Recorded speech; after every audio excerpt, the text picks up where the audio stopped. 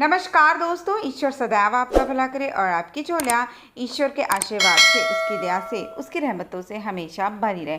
तो दोस्तों, आज बात करेंगे 5 जून को पड़ने वाले चंद्र ग्रहण के बारे में। यह जो चंद्र ग्रहण है वो रात्रि 11:15 पे शुरू होगा और जो कि 6 जून 2:34 तक रात्रि में रहेगा। इसके बाद ग्रहण काल समाप्त हो जाएगा। देखिए, ये जो चंद्र ग्रहण है ये पूर्ण चंद्र ग्रहण नहीं है, क्योंकि चंद्र ग्रहण के समय चंद्रमा और सूर्य की प्रकाश के बीच पृथ्वी आ जाती है। तो यहाँ पूर्ण रूप से पृथ्वी नहीं आएगी, बल्कि जो रोशनी आ रही है सूर्य की ओर से चंद्रमा की ओर, उसके थोड़े से हिस्से को ढकेगी, जिसकी वजह से जो चंद्रमा है उसमें आपको कुछ हिस्सा काला या मलिन दिखाई देगा। इसे स्ट्रॉबेरी लूनर इक्लिप्स भी कहा जाता है। देखिए, जो चंद्र ग्रहण होता है उसका जो सूतक होता है वो 9 घंटे पूर्व से ही माना जाता है। तो जो इसका सूतक रहेगा वो 5 जून दोपहर 2:15 से शुरू होगा और जैसे ही ग्रहण खत्म हो जाएगा उसके साथ ही साथ सूतक खत्म हो जाता है। अब बात की जाए कि किस किस देशों में दिखाई देगा, तो Bharat, Europe, Australia, Africa, Asia, इन जगह जितने भी देश पड़ते हैं इन जगहों पे आपको चंद्र ग्रहण दिखाई देगा। इसके अलावा यदि इस दिन के तिथि और नक्षत्र की बात की जाए, गोचर की बात की जाए, तो इस दिन आषाढ़ शुक्ल पूर्णिमा रहेगी, प्रतिपदा तिथि रहेगी, उत्तराषाढ़ नक्षत्र रहेगा और प्रथम चंद्र रहेगा। चूँकि जो इस समय चंद्रमा वृश्चिक राशि से धनु राशि की ओर अग्रसित हो रहे हैं, तो जो ये ग्रहण रहेगा वो धनु राशि में होगा। इस वजह से वृश्चिक राशि वालों के लिए और धनु राशि वालों के लिए ये जो चंद्र ग्रहण है वो थोड़ा कठिन समय लेकर आएगा। इसके अलावा यदि अन्य राशियों की बात की जाए तो कर्क राशि, तुला राशि, कुंभ राशि और मीन राशि, इन 4 राशियों के लिए ग्रहण काफ़ी अच्छा रहेगा, भाग्यवर्धक रहेगा। लेकिन अन्य राशियों के लिए थोड़ा सा कठिनाइयाँ देगा। खासकर मान सम्मान में कमी देखने को मिलेगी। धन संबंधित समस्या या चिंता का सामना भी करना पड़ सकता है। देखिए, इस बार जून माह में और जुलाई माह मिलाकर 1 माह के भीतर ही भीतर आपको 3 ग्रहण देखने को मिलेंगे, जो कि थोड़ी चिंता की स्थिति पैदा कर रहे हैं। खासकर विश्व के लिए थोड़े से युद्ध जैसे संकेत या युद्ध जैसी आप कह सकते हैं संभावनाएं बनने की ओर संकेत कर रहे हैं।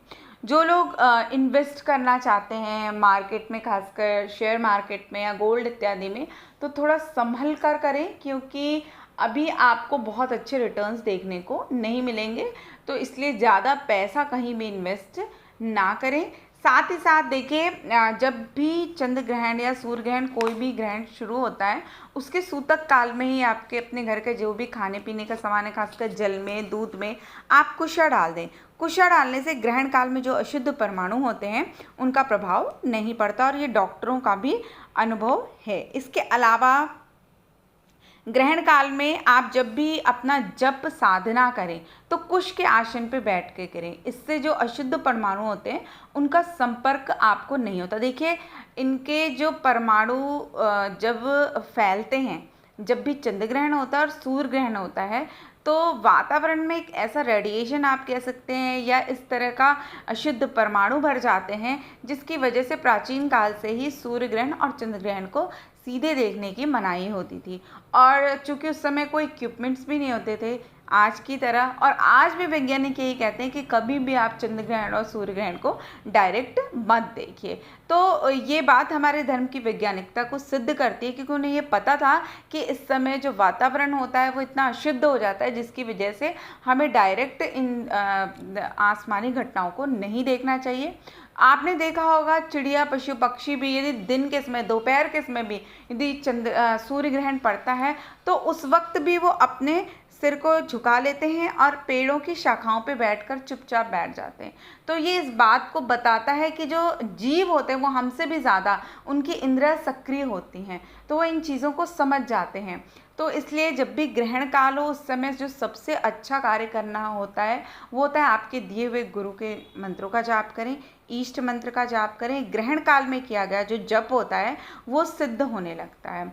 यदि आप इस समय सच्चे मन से यदि आप साधनाएं करते हैं तो आपकी साधनाओं का आपको बहुत अच्छा फल मिलता है। इसके अलावा जो लोग यंत्रों की साधना करना चाहते हैं या किसी यंत्र को सिद्ध करना चाहते हैं तो इस वक्त आप अपने यंत्र को सिद्ध भी कर सकते हैं। बहुत ही अच्छा माना जाता है। इस समय मंत्र की साधना सबसे ज़्यादा श्रेयस्कर मानी जाती है, खासकर जप या गुरु के द्वारा प्रदत्त आपका कोई भी गुरु मंत्र।